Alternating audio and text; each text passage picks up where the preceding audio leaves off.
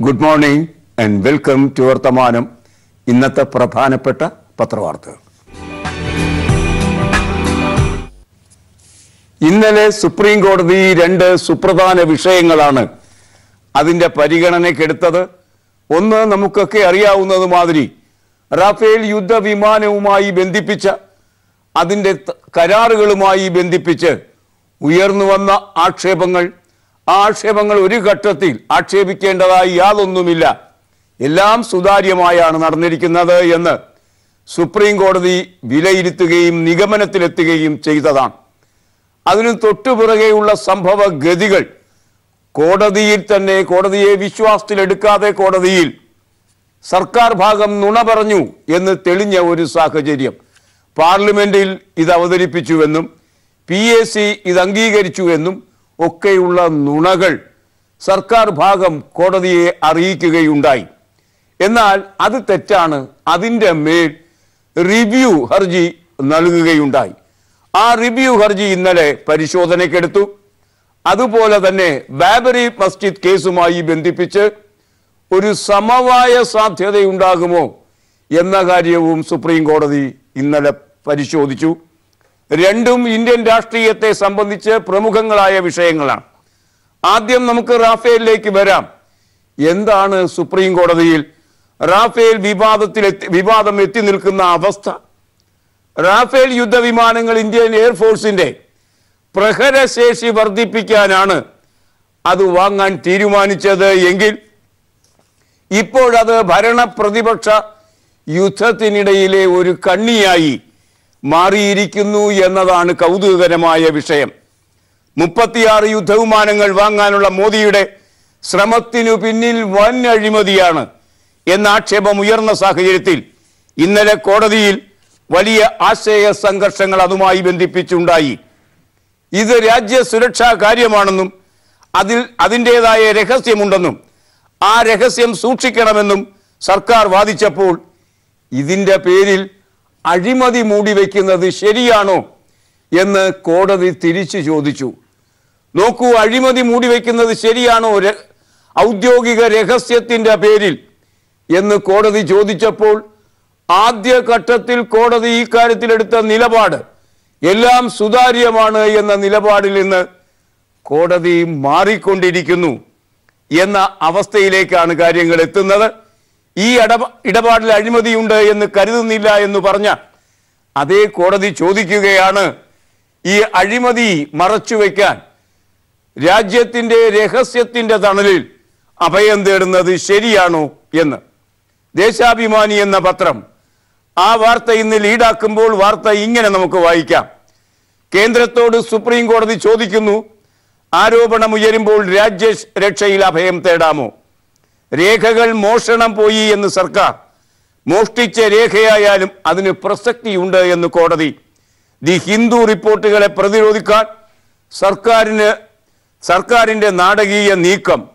ദില്ലിയിൽ നിന്ന് ആ വാർത്ത ദേശാഭിമാനി തരുന്നത് ഇങ്ങനെ: അഴിമതി സംബന്ധിച്ച് ഗുരുതര ആരോപണങ്ങൾ ഉയരുന്ന അവസരത്തിൽ സർക്കാരിന് രാജ്യസുരക്ഷയുടെ തണലിൽ അഭയം തേടാൻ കഴിയുമോ എന്ന് സുപ്രീം കോടതി. റഫേൽ ഇടപാടിൽ അന്വേഷണം തള്ളിയ സുപ്രീം കോടതി വിധിക്ക് എതിരായ പുനഃപരിശോധനാ ഹർജികൾ പരിഗണിക്കവെയാണ് ചീഫ് ജസ്റ്റിസ് രഞ്ജൻ ഗൊഗോയ് അധ്യക്ഷനായ 3-അംഗ ബെഞ്ച് കേന്ദ്ര സർക്കാരിനെ വെട്ടിലാക്കുന്ന ചോദ്യങ്ങൾ ഉന്നയിച്ചത് എന്ന് ഈ വാർത്ത പറയുന്നു. ഹിന്ദു ദിനപത്രം രഹസ്യ രേഖകൾ മോഷ്ടിച്ചെടുത്തു എന്നാണ് KK വേണുഗോപാൽ അറ്റോർണി ജനറൽ ഇന്നലെ സുപ്രീം കോടതിയിൽ പറഞ്ഞത്. ഹിന്ദു ദിനപത്രം അതീവ രഹസ്യ സ്വഭാവമുള്ള രേഖകൾ മോഷ്ടിച്ചെടുത്തു എന്നാണ് KK വേണുഗോപാൽ പറഞ്ഞത്. അതിനാൽ ആ കാരണത്തിന്മേൽ റിവ്യൂ ഹർജികൾ തള്ളണമെന്ന് കൂടി അദ്ദേഹം പറഞ്ഞു.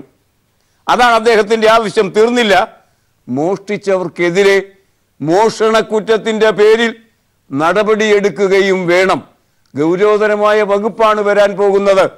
കാരണം രഹസ്യ രേഖകളാണ് മോഷ്ടിച്ചിരിക്കുന്നത് എന്ന് പറഞ്ഞാൽ ഈ കേസേ നിലനിൽക്കാൻ പോകുന്നില്ല. കാരണം ഇതിൽ തെളിവായി അവതരിപ്പിച്ചിരിക്കുന്നതെല്ലാം സർക്കാരിൻ്റെ രഹസ്യ ഫയലിൽ ഉറങ്ങുന്ന രേഖകളാണ് എന്ന് വേണുഗോപാൽ പറയുമ്പോൾ സത്യത്തിൽ ഹിന്ദു കഴിഞ്ഞ ഒരു മാസമായി പ്രചരിപ്പിച്ചുകൊണ്ടിരിക്കുന്ന ഈ രേഖകളുണ്ടല്ലോ, ആ രേഖകൾ ആധികാരികം തന്നെയാണ് എന്ന് ഭംഗ്യന്തരേണ അദ്ദേഹം സമ്മതിക്കുന്നതിന് തുല്യമായി ആ നിലപാട്. ആധികാരികമാണ് ആ രേഖകളെങ്കിൽ എന്തിനാണ് മോദി തത്രപ്പെട്ട് അദ്ദേഹത്തിൻ്റെതായ ഒരു വിലപേശൽ തന്ത്രത്തിലേക്ക് എത്തിച്ചേർന്നത്? പ്രതിരോധ മന്ത്രാലയത്തിൻ്റെ ഈ കാര്യത്തിലുള്ള നെഗോഷിയേഷൻ സമിതി ഉള്ളപ്പോൾ സ്വന്തമായി ഫ്രാൻസിൽ പോയി കൃത്യമായി ഒരു നെഗോഷിയേഷൻ, ഒരു സമാന്തര നെഗോഷിയേഷൻ, അത്തരം ഒരു ചർച്ചയ്ക്ക് എന്തിനാണ് അദ്ദേഹം രൂപം കൊടുത്തത്? ഇതാണല്ലോ ഹിന്ദു ചോദിച്ചത്, അതിനുള്ള തെളിവുകളാണല്ലോ അവതരിപ്പിച്ചത്. അങ്ങനെ വരുമ്പോൾ നരേന്ദ്രമോദിക്ക്, പ്രധാനമന്ത്രിക്ക് ഈ ഇടപാടിൽ പ്രത്യേക താല്പര്യമുണ്ടായിരുന്നു. ആ താല്പര്യം എന്ത് എന്ന് പറയുമ്പോഴാണ് അനിൽ അംബാനിയുടെ പോക്കറ്റിലേക്ക് വീണ 30,000 കോടി രൂപയുടെ കള്ളി വെളിച്ചത്താകാൻ പോകുന്നത്. കയ്യോടെ പിടിക്കപ്പെടാനുള്ള സാധ്യതയിലേക്കാണ് നമ്മുടെ പ്രധാനമന്ത്രി നീങ്ങുന്നത്. ചൗക്കീദാർ ചോർ ഹേ, കാവൽക്കാരൻ കള്ളനാണ് എന്ന് രാഹുൽ ഗാന്ധി പറഞ്ഞത് കൂടുതൽ ശരിയാകാൻ പോകുന്നു. ഇനി മോഷ്ടിക്കപ്പെട്ട രേഖകളാണെങ്കിലും കേസിനെ സംബന്ധിച്ച് പ്രസക്തമെങ്കിൽ അവ കോടതിക്ക് പരിഗണിക്കേണ്ടി വരും എന്ന് 3-അംഗ ബെഞ്ചിൽ അംഗമായ ജസ്റ്റിസ് KM ജോസഫ് നിരീക്ഷിച്ചു. ഗൗരവതരമായ നിരീക്ഷണമാണ്. നിങ്ങൾ പറയുന്നത് അംഗീകരിക്കുന്നു, രേഖകൾ മോഷ്ടിച്ചവ തന്നെ ആയിക്കൊള്ളട്ടെ. പക്ഷേ തെളിവിൻ്റെ അവസ്ഥയിൽ, അല്ലെങ്കിൽ എവിഡൻസ് ആക്ട് പ്രകാരം, തെളിവ് നിയമപ്രകാരം അത് അസ്പൃശ്യമല്ല. അത് തൊടാനും അത് പരിശോധിക്കാനും കോടതിക്ക് അവകാശമുണ്ട്, അതിൻ്റെ ഉത്തരവാദിത്വവുമുണ്ട് എന്നാണ് ജസ്റ്റിസ് KM ജോസഫ് പറഞ്ഞത്. മോഷ്ടിച്ച രേഖകളുടെ അടിസ്ഥാനത്തിൽ കുറ്റവാളി തന്റെ നിരപരാധിത്വം തെളിയിക്കാൻ ശ്രമിച്ചാൽ അത് പരിശോധിക്കാൻ കോടതിക്ക് ബാധ്യതയില്ലേ എന്ന് ചീഫ് ജസ്റ്റിസ് രഞ്ജൻ ഗൊഗോയിയും ചോദിച്ചു. ഔദ്യോഗിക രഹസ്യ നിയമപ്രകാരം ഒരാൾ ഏതെങ്കിലും കുറ്റം ചെയ്താലും ആ വ്യക്തി മുന്നോട്ട് വയ്ക്കുന്ന തെളിവുകളുടെ പ്രസക്തി ഇല്ലാതാക്കുന്നില്ല എന്ന് ചീഫ് ജസ്റ്റിസ് പറയുമ്പോൾ ആ രേഖകളുടെ ആധികാരികം തന്നെയാണ് എന്ന് AG സമ്മതിച്ച രേഖകൾ അംഗീകരിക്കുന്നു ചീഫ് ജസ്റ്റിസ് അടക്കം. ഗൗരവതരമായ ഒരവസ്ഥയിലേക്കാണ് കേസ് നീങ്ങുന്നത്. ഗുരുതരമായ അഴിമതി ആരോപണങ്ങൾ ഉയരുന്ന അവസരത്തിൽ രാജ്യസ്നേഹത്തിന്റെ തണലിൽ അഭയം തേടാൻ കഴിയുമോ എന്ന് ജസ്റ്റിസ് KM ജോസഫ് ചോദിച്ചു. പത്രത്തിൽ ആദ്യ റിപ്പോർട്ട് പ്രസിദ്ധീകരിച്ച് 1 മാസം പിന്നിട്ടു. ആരാണ് രേഖകൾ മോഷ്ടിച്ചത് എന്ന് കണ്ടുപിടിക്കാൻ നിങ്ങൾക്ക് കഴിയുമായിരുന്നുവല്ലോ. കണ്ടുപിടിച്ചോ? ആ നടപടിയിലേക്ക് നീങ്ങിയോ? AG കുഴങ്ങി. എന്തു പറയും? അദ്ദേഹത്തിന്റെ വാദമുഖം അംഗീകരിച്ചില്ല. അതുമാത്രമല്ല, തിരിച്ചടിക്കുകയും ചെയ്തു. അപ്പോൾ അദ്ദേഹം പറഞ്ഞു, അതേ സംബന്ധിച്ച് അന്വേഷണം നടക്കുന്നുണ്ടോ എന്ന കാര്യത്തെ സംബന്ധിച്ച് എനിക്കറിയില്ല, അതേ സംബന്ധിച്ച് അന്വേഷിച്ച് കാര്യങ്ങൾ അറിയിക്കാം എന്ന് പറയേണ്ടി വരുന്ന അവസ്ഥ. സർക്കാർ വക്കീലിന് സർക്കാരിനെ സംരക്ഷിക്കാൻ കഴിയാത്ത അവസ്ഥ സംജാതമായിരിക്കുന്നു റാഫേലുമായി ബന്ധിപ്പിച്ച് എന്ന് പറയുമ്പോൾ പടപട മിടിക്കുന്ന ഒരു ഹൃദയം, ഇന്ത്യയോളം വിശാലമായ ഒരു ഹൃദയം ഇപ്പോൾ ഉണ്ട്. അത് സാക്ഷാൽ മോഡിയുടെ തന്നെയാണ്. അദ്ദേഹത്തിൻ്റെ എന്താ പറയുക, അധികാരത്തിൻ്റെ അവസാന നാളുകളിൽ ചൗക്കീദാർ കള്ളനാണ് എന്ന് തെളിയിക്കപ്പെടുന്ന അവസ്ഥയിലാണ് അദ്ദേഹത്തിൻ്റെ വലിയ വാക്കുകൾക്കപ്പുറത്ത് എത്തി നിൽക്കുന്നത് എന്ന ഈ യാഥാർത്ഥ്യത്തിലേക്കാണ് നാം ഇപ്പോൾ സഞ്ചരിച്ചു കൊണ്ടിരിക്കുന്നത്. ഇതേ വാർത്ത തന്നെ മാധ്യമം ഇന്ന് ലീഡാക്കിയിരിക്കുന്നു. കേന്ദ്രം സുപ്രീം കോടതിയിൽ റഫാൽ രേഖകൾ മോഷ്ടിച്ചു എന്ന കാര്യമാണ്. അത് ആണ് ഹൈലൈറ്റ് ചെയ്തിരിക്കുന്നത് മാധ്യമവും. എന്നാൽ രാഹുൽ ഗാന്ധി ഈ സംഭവഗതികൾക്ക് ശേഷം ഒരു പ്രസ്താവന നടത്തിയിരിക്കുന്നു.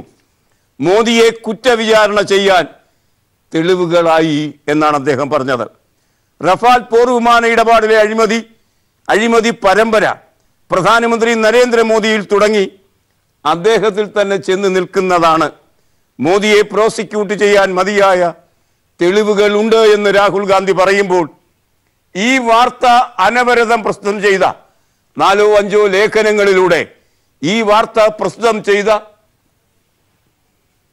ഹിന്ദുവിൻ്റെ മേധാവി N. റാം ഉണ്ട്. വാർത്താ ഉറവിടം പറയില്ല. എന്തൊക്കെ നിങ്ങൾ പറഞ്ഞാലും ഈ രേഖകൾ ആധികാരികമാണെന്ന് നിങ്ങൾ തന്നെ പറഞ്ഞല്ലോ, മോഷ്ടിച്ചതാണെന്ന് നിങ്ങൾ തന്നെ പറഞ്ഞല്ലോ. എന്തു പറഞ്ഞാലും അതിൻ്റെ ഉറവിടം ഞാൻ പറയാൻ പോകുന്നില്ല എന്ന് ദി ഹിന്ദു പത്രത്തിൻ്റെ മേധാവി പറഞ്ഞിരിക്കുന്നു, എൻ റാം പറഞ്ഞിരിക്കുന്നു. റഫാൽ പോർവിമാന ഇടപാട് സംബന്ധിച്ച് പ്രസ്തം ചെയ്ത വാർത്തകളുടെ ഉറവിടം വെളിപ്പെടുത്തുകയോ രേഖകൾ കൈമാറുകയോ ചെയ്യില്ല എന്ന് പ്രമുഖ പത്രപ്രവർത്തകനും ദി ഹിന്ദു പ്രസാധന ഗ്രൂപ്പ് ചെയർമാനുമായ എൻ റാം വ്യക്തമാക്കി. റഫാൽ ഇടപാടുമായി ബന്ധപ്പെട്ട നിരവധി വാർത്തകളും ലേഖനങ്ങളും എൻ റാം ഇതിനകം ദി ഹിന്ദുവിൽ പ്രസിദ്ധീകരിച്ചിട്ടുണ്ട്. അത് റഫാൽ വിമാന ഇടപാടിൽ വഴിത്തിരിവ് സൃഷ്ടിക്കുകയും ചെയ്തു. റഫാൽ ഇടപാടുമായി ബന്ധപ്പെട്ട വിശദാംശങ്ങൾ മൂടിവെക്കുകയോ തടഞ്ഞുവെക്കുകയോ ചെയ്തു. പൊതു താൽപര്യം മുൻനിർത്തിയാണ് അവ പ്രസിദ്ധീകരിച്ചത്. ആർക്കും അതേക്കുറിച്ച് വിവരങ്ങൾ ദി ഹിന്ദുവിൽ നിന്ന് കിട്ടില്ല. മോഷ്ടിച്ച രേഖകൾ നിങ്ങൾ പറഞ്ഞേക്കും, അത് ഞങ്ങളെ ബാധിക്കുന്ന വിഷയമേ അല്ല. ഇതാണ് എൻ റാം പറഞ്ഞത്. കോടതിയും ഇത് തന്നെയാണ് പറഞ്ഞത്. ഈ രേഖകൾ മോഷ്ടിച്ചതാണോ അല്ലയോ എന്നത് ഞങ്ങളുടെ വിഷയമല്ല. അതിൽ കാര്യമുണ്ടോ, എവിഡൻസ് ആക്ട് പ്രകാരം അത് പരിശോധിക്കാവുന്നതാണോ എന്നു മാത്രമേ ഞങ്ങൾ പരിഗണനയ്ക്ക് എടുക്കുന്നുള്ളൂ എന്ന് പറയുമ്പോൾ കൃത്യമായും താഴേക്ക് പതനങ്ങളിലേക്ക് സഞ്ചരിക്കുക തന്നെയാണ് നരേന്ദ്രമോദിയും കൂട്ടരും എന്ന അവസ്ഥയാണ് ഈ വാർത്തയുമായി ബന്ധിപ്പിച്ച് നമുക്ക് ലഭിക്കുന്നത്. അതുകൊണ്ടും തീർന്നില്ല. മാധ്യമം കാണുക. മാധ്യമത്തിൻ്റെ ഈ ലീഡ് വാർത്തയ്ക്കൊപ്പം മാധ്യമം രാകേഷിൻ്റെ ഒരു കാർട്ടൂൺ കൂടി തരുന്നുണ്ട്. മോദി പ്രസംഗിച്ചു. പുൽവാമയ്ക്ക് ശേഷം, സർജിക്കൽ സ്ട്രൈക്കിന് ശേഷം മോദി പറഞ്ഞു, രാജ്യം ഈ സ്വന്തം കൈകളിൽ, അദ്ദേഹം കൈകൾ ഉയർത്തിപ്പിടിക്കുകയേ ചെയ്തുള്ളൂ, രാജ്യം കൈകളിൽ സുരക്ഷിതമാണ് എന്ന് പറഞ്ഞ് സ്വന്തം കൈകൾ അദ്ദേഹം ഉയർത്തി കൈകൂപ്പി നിന്നുകൊണ്ടാണ് ആ ഭാഷ പ്രസംഗിച്ചത്. എന്ന് പറഞ്ഞാൽ തൻ്റെ കൈകളിൽ ഈ രാജ്യം സുരക്ഷിതമാണ്. റാലിയിൽ അദ്ദേഹം പ്രസംഗിച്ചു, രാജ്യം ഈ കരങ്ങളിൽ സുരക്ഷിതം. ആ പ്രസംഗത്തിൻ്റെ ഭാഗം മാധ്യമം കാർട്ടൂണിലൂടെ കാണിക്കുന്നു. ഒപ്പം തന്നെ റാഫേൽ രേഖകൾ സുരക്ഷിതമാക്കി വെക്കാൻ കഴിയാതെ പോയ മോദി, ആ റാഫേൽ രേഖകൾ കള്ളൻ കൊണ്ടുപോയി സാറേ എന്ന് കോടതിയിൽ പറയേണ്ടി വരുമ്പോൾ റാഫേൽ രേഖകൾ മാത്രമല്ല, രാജ്യവും ഈ ചൗക്കീദാർ ചോർഹെ എന്ന് പറയുന്ന പ്രധാനമന്ത്രിയുടെ കൈകളിൽ സുരക്ഷിതമല്ല എന്ന് ധ്വനിപ്പിക്കുന്ന രാകേഷിൻ്റെ കാർട്ടൂൺ കൂടി തരുന്നത് വഴി പൂർത്തിയാക്കുന്നു അദ്ദേഹത്തിൻ്റെ പതനം എന്നു വേണം നമുക്ക് അനുമാനിക്കാൻ. ഇതാണ് റാഫേൽ ഇടപാടുമായി നമുക്ക് ലഭിക്കുന്ന ആദ്യ വാർത്ത സുപ്രീം കോടതിയിൽ നിന്ന്. രണ്ടാമത് ബാബറി മസ്ജിദ് കേസുമായി ബന്ധിപ്പിച്ച വാർത്തയാണ്. ആ വാർത്തയുടെ വിശദാംശങ്ങളിലേക്ക് നമുക്ക് പോകാം ഒരു ചെറിയ പരസ്യ ഇടവേളയ്ക്ക് ശേഷം. സുപ്രീം കോടതിയിൽ ദീർഘമായ വ്യവഹാരങ്ങളിലേക്ക് ബാബറി കേസ് പോകാതെ മധ്യസ്ഥതയിലൂടെ അത് പരിഹരിക്കാൻ കഴിയുമോ എന്ന ശ്രമത്തിന് സുപ്രീം കോടതി തുടക്കം കുറിച്ചിരിക്കുന്നു.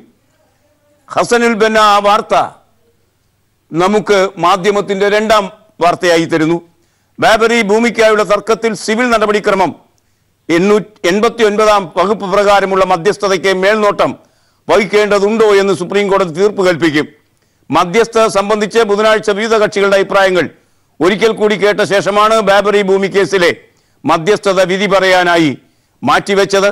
സുപ്രീം കോടതി മുൻ ജഡ്ജിമാരായ justice GS Singhvi, justice Kurian Joseph, justice AK Patnaik എന്നിവരെ നിർമോഹി അഖാഡയും മുൻ സുപ്രീം കോടതി ചീഫ് ജസ്റ്റിസുമാരായ ദീപക് മിശ്ര, JS കെഹാർ, മുൻ സുപ്രീം കോടതി ജഡ്ജി AK പട്നായിക് എന്നിവരെ ഹിന്ദു മഹാസഭയും അവരുടെ പ്രതിനിധികളായി നിർദ്ദേശിച്ചു. ഈ മധ്യസ്ഥ ശ്രമത്തിന് സുന്നി വഖഫ് ബോർഡ് സുപ്രീം കോടതിക്ക് സമർപ്പിച്ച മധ്യസ്ഥരുടെ പേരുകൾ പുറത്തേക്ക് വിട്ടിട്ടുമില്ല. ഏതായാലും ഒരു മധ്യസ്ഥതയിലേക്ക് അത് നീങ്ങുന്നു. അവിടെ അത് പരിഹരിക്കാൻ കഴിയുമെങ്കിൽ അത് ഒരു നല്ല കാര്യമായി മാറും. ഇന്ന് മാധ്യമത്തിൻ്റെ ഒന്നാം പുറം തരുന്ന മറ്റൊരു വാർത്ത, ശ്രദ്ധാർഹമായ വാർത്ത. കൊടും ചൂട്, കുട്ടികൾക്ക് യൂണിഫോം നിർബന്ധമാക്കരുത്. കൊടും ചൂടാണ് വരുന്നത്. ചൂടിൻ്റെ തുടക്കത്തിലെ 35 ഡിഗ്രി സെൽഷ്യസിലേക്ക് തലസ്ഥാന നഗരത്തിലെ ചൂട് വർദ്ധിച്ചു കഴിഞ്ഞിരിക്കുന്നു. വരും ദിനങ്ങൾ കൊടും ചൂടായിരിക്കുന്നത് കൊണ്ട് കുട്ടികൾക്ക് യൂണിഫോം, ശരിക്കും പറഞ്ഞാൽ കെട്ടിപ്പൂട്ടി വയ്ക്കുന്ന യൂണിഫോമും ഷൂസും ടൈയും അതുപോലെ ഒന്നും നിർബന്ധമാക്കരുത് എന്ന നിർദ്ദേശവുമായി ബാലാവകാശ കമ്മീഷൻ മുന്നോട്ട് വന്നിരിക്കുന്നു. അതിൻ്റെ മേധാവി ശ്രീ സുരേഷ്. ആ വാർത്തയും ഇന്ന് മാധ്യമം നമുക്ക് തരുന്നു. ഇന്ന് ദേശാഭിമാനിയുടെ ഒന്നാം പുറം നമുക്ക് തരുന്ന മറ്റൊരു ഗൗരവതരമായ വാർത്ത, ചർച്ച് ആക്ടുമായി ബന്ധിപ്പിച്ച് അങ്ങനെ ഒരു നിയമം വരാൻ പോകുന്നു എന്ന കേട്ടുകേൾവിയെ മുൻനിർത്തി ചർച്ചിന്റെ പ്രധാനികൾ, പള്ളി മേധാവികൾ മുഖ്യമന്ത്രിയെ കാണുകയുണ്ടായി. ആ വാർത്ത, അതുമായി ബന്ധിപ്പിച്ച വാർത്ത ഇന്ന് ദേശാഭിമാനി ഒന്നാം പേജിൽ തരുന്നത് കാണുക. ചർച്ച് ആക്ട് കൊണ്ടുവരില്ല എന്നാണ് മുഖ്യമന്ത്രി പറഞ്ഞിരിക്കുന്നത്. ചർച്ച് ആക്ട് കൊണ്ടുവരാൻ സർക്കാർ ഉദ്ദേശിക്കുന്നില്ല എന്ന് മുഖ്യമന്ത്രി പിണറായി വിജയൻ വ്യക്തമാക്കി. വിവിധ ക്രിസ്ത്യൻ വിഭാഗങ്ങളുടെ പള്ളി സ്വത്ത് സംബന്ധിച്ച തർക്കം പരിഹരിക്കുന്നതിന് നിയമപരിഷ്കാര കമ്മീഷൻ ബിൽ തയ്യാറാക്കിയത് സർക്കാരുമായി ആലോചിച്ചല്ല എന്ന് മുഖ്യമന്ത്രി ക്രിസ്ത്യൻ സഭാ നേതാക്കളെ അറിയിക്കുന്ന ആ വാർത്തയ്ക്കൊപ്പം മുഖ്യമന്ത്രിയും വിവിധ ക്രിസ്ത്യൻ നേതാക്കളും കൂടിയിരിക്കുന്ന ചിത്രവും ഇന്ന് ദേശാഭിമാനി ഒന്നാം പുറത്ത് തന്നെ തന്നിരിക്കുന്നു. വീക്ഷണം എന്ന പത്രം അതിൻ്റെ ഒന്നാം പുറം നമുക്ക് ആലോചിക്കാൻ കഴിയുന്നത് മാതിരി റഫേലുമായി ബന്ധിപ്പിച്ച സുപ്രീം കോടതി വ്യവഹാരത്തിന് വേണ്ടി മാറ്റിവെച്ചിരിക്കുന്നു. മോദിക്കെതിരെ FIR വേണമെന്ന് കോൺഗ്രസ് പറഞ്ഞു. അതാണ് ഒരു വാർത്ത. രണ്ടാമത്തെ വാർത്ത വളരെ പ്രധാനപ്പെട്ട ഒരു വാർത്തയാണ്. ഭീകരരെ വധിച്ചതിന് തെളിവെവിടെ? തെളിവ് ചോദിക്കുന്നത് മരിച്ച ജവാന്റെ അമ്മയാണ്. പുൽവാമയിൽ മരിച്ച ജവാന്റെ അമ്മ ഞങ്ങൾക്ക് ആ മൃതദേഹങ്ങൾ കിടക്കുന്നത് കാണണം എന്നാണ് ആവശ്യപ്പെട്ടിരിക്കുന്നത്. ഭീകരരെ വധിച്ചതിന് തെളിവെവിടെ? പുൽവാമയിൽ വീരമൃത്യു വരിച്ച ജവാന്മാരുടെ കുടുംബങ്ങൾ രംഗത്ത്. ഞങ്ങൾ തൃപ്തരല്ല. നമ്മുടെ ഒരുപാട് മക്കൾ മരിച്ചുപോയി, എന്നാൽ അപ്പുറത്ത് മരിച്ച ഒരാളെയും ഞങ്ങൾ കണ്ടിട്ടില്ല. അത് ഉറപ്പിച്ചു പറയുന്ന ഒരു വാർത്ത പോലുമില്ല. ഭീകരരുടെ മൃതശരീരങ്ങൾ ഞങ്ങൾക്ക് ടെലിവിഷനിലെങ്കിലും കാണണം. 80-കാരിയായ സുലേലത, അവരുടെ ചിത്രമടക്കമാണ് ആവശ്യപ്പെടുന്നു. 200 250 ആളുകൾ കൊല്ലപ്പെട്ടുവെന്നോ ഇനി ആരും കൊല്ലപ്പെട്ടില്ല എന്നോ തർക്കം നടക്കുമ്പോഴാണ് ഇത്തരം വാർത്തകൾ നമ്മെ തേടി എത്തുന്നത്. ജന്മഭൂമി ഇതുമായി ബന്ധിപ്പിച്ച്, റഫേലുമായി ബന്ധിപ്പിച്ച് കൗതുകകരമായാണ് അവരുടെ ഒന്നാം പേജ് വാർത്ത കൊടുത്തിരിക്കുന്നത്. റഫാൽ രേഖകൾ ദി ഹിന്ദു മോഷ്ടിച്ചു, തർക്കമേ ഇല്ല അവർക്ക്. അതുകൊണ്ട് ഔദ്യോഗിക രഹസ്യ നിയമപ്രകാരം നടപടി വേണമെന്ന് കേന്ദ്ര സർക്കാർ. അങ്ങനെയാണ് ആ വാർത്ത ജന്മഭൂമി ഒന്നാം പേജിൽ തരുന്നത്. അതും ലീഡ് വാർത്തയായല്ല, ഒരു സാധാരണ വാർത്തയായി. കള്ളനെയല്ല, കള്ളനെ പിടിക്കാൻ സഹായിച്ചവരെ പിടിക്കണമെന്നാണ് ജന്മഭൂമി പറയുന്നത്. അതായത് യഥാർത്ഥ കള്ളനെ, ചൗക്കീദാർ എന്ന പേരിൽ കള്ളനായി മാറിയ ആളെ രക്ഷിക്കണമെന്നാണ് അവർ പറയാതെ പറയുന്നത്. ഒടുവിൽ വൈത്തിരിയിൽ തീവ്രവാദികളുണ്ട്, മാവോയിസ്റ്റ് തീവ്രവാദികളുണ്ട് എന്ന് വ്യക്തമായി. പോലീസും അവരും തമ്മിൽ നടന്ന വെടിവയ്പ്പിൽ ഒരു മാവോയിസ്റ്റ് കൊല്ലപ്പെട്ടു എന്ന വാർത്ത നമുക്കിന്ന് മലയാള മനോരമ ആദ്യ വാർത്തയായി തരുന്നു. ആ വാർത്തയുടെ വിശദാംശങ്ങളിലേക്ക് പോകാം മറ്റൊരു ചെറിയ പരസ്യ ഇടവേളയ്ക്ക് ശേഷം. പോലീസുമായുള്ള ഏറ്റുമുട്ടലിൽ ഒരു മാവോയിസ്റ്റ് മരിച്ച വാർത്ത ഷിൻഡോ ജോസഫാണ് മനോരമയിലൂടെ ഒന്നാം പേജിൽ ഒന്നാമത്തെ വാർത്തയായി നമുക്ക് ലഭിക്കുന്നത്. വൈത്തിരിയിലെ റിസോർട്ടിൽ ഇരച്ചു കയറിയ മാവോയിസ്റ്റുകൾ താമസക്കാരെ ബന്ദികളാക്കി വെടിയുതിർത്തു. റിസോർട്ട് വളഞ്ഞ പോലീസ്, തണ്ടർബോൾട്ട് സേനയും മാവോയിസ്റ്റുകളും തമ്മിലുള്ള ഏറ്റുമുട്ടൽ രാത്രി വൈകിയും തുടരുന്നു. ഏറ്റുമുട്ടലിനിടെ 2 മാവോയിസ്റ്റുകൾക്ക് വെടിയേറ്റതായും അതിൽ ഒരാൾ മരിച്ചതായും സൂചനയുണ്ട്. ആ മരണം സ്ഥിരീകരിച്ചിട്ടുണ്ട് ഇന്ന് രാവിലെ വാർത്തകൾ എന്നും നമുക്ക് അറിയാവുന്നതാണ്. രാജ്യത്തെ തൊഴിലില്ലായ്മ കഴിഞ്ഞ വർഷം കുത്തനെ കൂടി. പ്രതിവർഷം 2 കോടി തൊഴിൽ, 5 വർഷം കൊണ്ട് 10 കോടി തൊഴിൽ. ഇതായിരുന്നു മോദി വെറുതെ പറഞ്ഞതാണ്.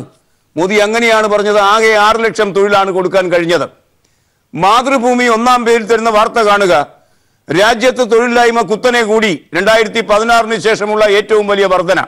ഫെബ്രുവരിയിൽ കഴിഞ്ഞ മാസത്തിൽ 7.2% തൊഴിലില്ലായ്മ വർദ്ധിച്ചു. തെരഞ്ഞെടുപ്പ് വരുമ്പോൾ എല്ലാം അതിർത്തിയിലെ വെടിവയ്പും അതുപോലെ തന്നെ ഭീകരവാദികളുടെ ക്യാമ്പുകൾ ആക്രമിച്ചു എന്ന നുണയും, ആക്രമിച്ചു പക്ഷെ ഒരാളെയും കൊന്നിട്ടുണ്ടോ എന്ന് ഉറപ്പില്ല. ആ അവസ്ഥയും ഇപ്പോൾ റഫേലും ഒക്കെ ഒന്നിച്ച് ഇടുത്തി പോലെ വീണുകൊണ്ടിരിക്കുമ്പോൾ ഇതാ പുതിയ വാർത്ത.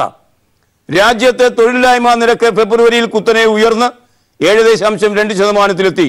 2016 സെപ്റ്റംബറിന് ശേഷം രേഖപ്പെടുത്തുന്ന ഏറ്റവും ഉയർന്ന നിരക്കാണിത്. തൊഴിലില്ലായ്മ കഴിഞ്ഞ 45 വർഷത്തിലെ ഏറ്റവും ഉയർന്ന നിരക്കിൽ ഇന്ത്യയിൽ എത്തിക്കഴിഞ്ഞിരിക്കുന്നു എന്ന് NSSOയുടെ റിപ്പോർട്ട് കഴിഞ്ഞ മാസമാണ് നമുക്ക് ലഭിച്ചത് എന്നുകൂടി ഓർക്കണം.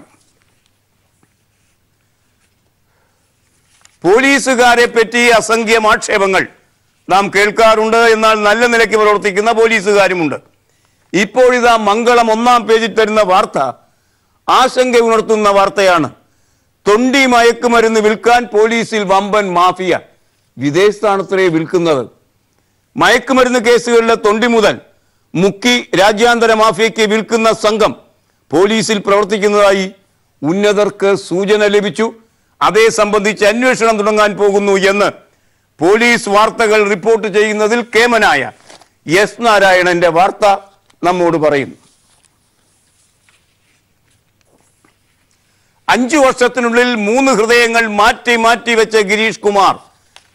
ആ ഗിരീഷ് കുമാർ എന്ന വിസ്മയം വാർത്തയിൽ വന്നിരിക്കുന്നു. കേരള കൗമുദി 1-ാം പുറത്ത് ആദ്യ വാർത്തയായി, സചിത്ര വാർത്തയായി നമുക്ക് ആ വാർത്ത എത്തിക്കുന്നു. കാണുക. 3-ാം ഹൃദയത്തിലെ ഗിരിവിസ്മയം എന്ന ശീർഷകത്തിലാണ് ആ വാർത്ത നമ്മെ തേടിയെത്തുന്നത്. ആദ്യ ഹൃദയ മാറ്റിവെപ്പ് ശസ്ത്രക്രിയ 38-ാം വയസ്സിലാണ് തുടങ്ങിയത്. ഈ കഴിഞ്ഞ 5 വർഷം കൊണ്ട് 3-ാം ഹൃദയവും പേറിയാണ് ഗിരീഷ് ജീവിക്കുന്നത്. ഗിരീഷ് കുമാറിന്റെ നെഞ്ചിൽ കാതോർത്തപ്പോൾ കൗതുകം മിടിപ്പുകളായി ആയിരുന്നു നടൻ സൂര്യയിലേക്ക് എത്തിയത്. 5 വർഷം പിന്നിട്ട 3-ാം ഹൃദയത്തിന്റെ വിസ്മയം. അസാധാരണമായ ധൈര്യം ശീലമാക്കിയ 43-കാരനായ ഗിരീഷ് കുമാറിനെ മധുരമേകിയും കൈയടിച്ചും അഭിനന്ദിക്കാൻ ഹൃദയമാറ്റ ശസ്ത്രക്രിയ വിദഗ്ധൻ ഡോക്ടർ ജോസ് ചാക്കോ, പെരിയപ്പുറം ഉൾപ്പെടെ ഉള്ളവരാണ് എത്തിയത്. പാലക്കാട് സ്വദേശിയും ബാംഗ്ലൂർ വിപ്രോയിൽ IT ഉദ്യോഗസ്ഥനുമായ ഗിരീഷ് കുമാറിന് 2 തവണയാണ് ഹൃദയം മാറ്റിവെച്ചത്. 3-ാം ഹൃദയത്തിന്റെ മിടിപ്പിലാണ് അദ്ദേഹം ഇപ്പോൾ സജീവമായി ഇരിക്കുന്നത്.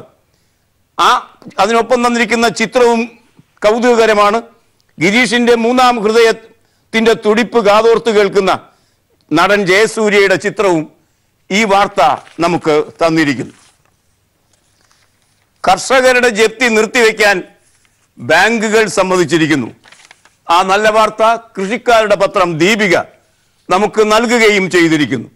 കർഷകർക്കെതിരെ ജപ്തി നടപടികൾ സ്വീകരിക്കുന്നതും ജപ്തി നോട്ടീസ് അയക്കുന്നതും നിർത്തിവെക്കാൻ സംസ്ഥാനതല ബാങ്കേഴ്സ് സമിതി യോഗത്തിൽ ധാരണ.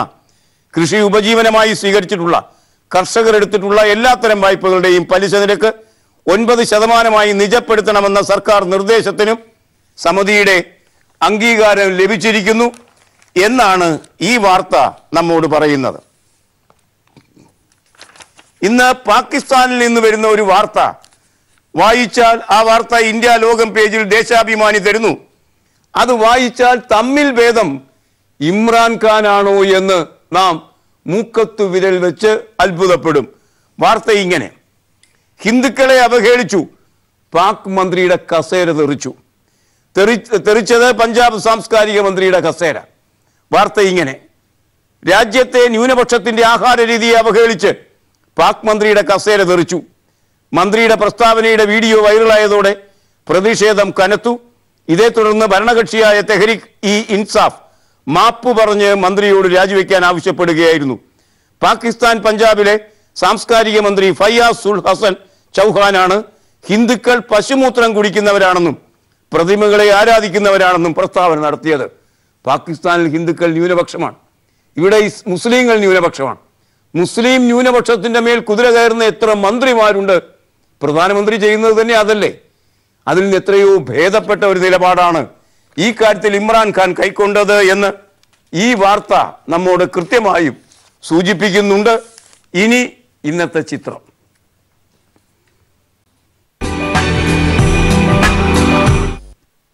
വേനൽ തുടങ്ങിയതേയുള്ളൂ. ഇന്നലെ തലസ്ഥാനത്ത് രേഖപ്പെടുത്തിയത് 35 ഡിഗ്രി സെൽഷ്യസിന്റെ ചൂടാണ്. അതൊരു വലിയ ചൂടാണ്. ആരംഭത്തിലെ ഇതാണ് അവസ്ഥയെങ്കിൽ വരും ദിനങ്ങളിൽ എന്തായിരിക്കും? ഈ ചിത്രം കാണുക. ഇത് തിരുവനന്തപുരം ശംഖുമുഖത്തെ ഒരു അസ്തമയ ദൃശ്യമാണ് നിങ്ങൾ കാണുന്നത്. 35 ഡിഗ്രിയിലെല്ലാം ഉരുക്കിയെടുത്ത് അതിനുശേഷം കടലിൽ താഴുന്ന അസ്തമയ സൂര്യന്റെ ദൃശ്യം മാതൃഭൂമി നഗരം പുറം ഇന്ന് നമുക്ക് തരുന്നു. ഈ ദൃശ്യത്തോട് ഇന്നത്തെ വർത്തമാനം സമാപിക്കണേ. Nice day.